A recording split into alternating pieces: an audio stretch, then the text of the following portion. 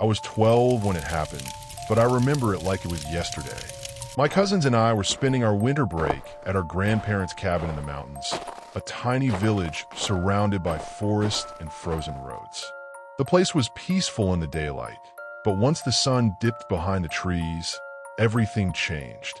The shadows deepened, the silence grew heavy, and the cold seemed to cling to your bones. It was the kind of place where every creak of wood felt like a whisper. One evening, we were in the village square for the holiday festivities.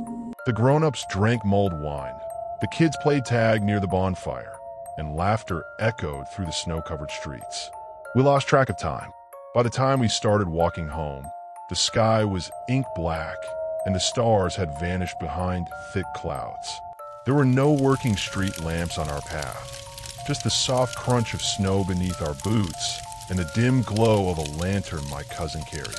The trail to our grandparents' cabin was a narrow road flanked by skeletal trees. On one side was the dark forest, on the other, a frozen ditch.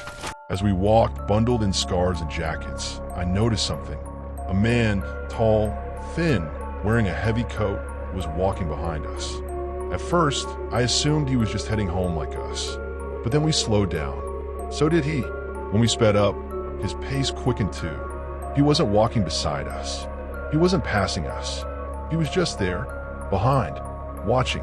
I whispered to my cousin, and we all turned around. The man was only a few yards back now, close enough that we could make out his face in the lantern light. Something was off. His posture was stiff, unnatural. His eyes were glassy and wide, but unfocused, like he wasn't really seeing us, just staring through us. We tried not to panic. We walked faster. He followed.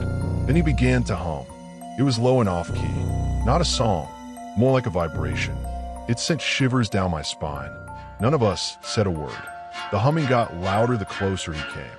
We didn't wait any longer. We ran. Snow kicked up around our boots as we bolted down the road. Our cabin was still a few hundred meters away, barely visible in the fog. The path curved slightly uphill, and our legs burned with each step. I turned to look behind us. He was running too, fast and silent, his feet barely making a sound. He wasn't yelling. He didn't speak. He just kept that terrible hum going like a broken music box. When we finally saw the gate, we didn't stop. We jumped it one by one, scraped knees and all. I grabbed the key from beneath the doormat, shoved it into the lock with shaking hands, and slammed the door shut behind us. The house was dark and quiet. Everyone was asleep. We didn't wake them. We didn't dare. We locked every door and window and ran upstairs to our room. We sat in silence, listening. At first, nothing, just our breaths.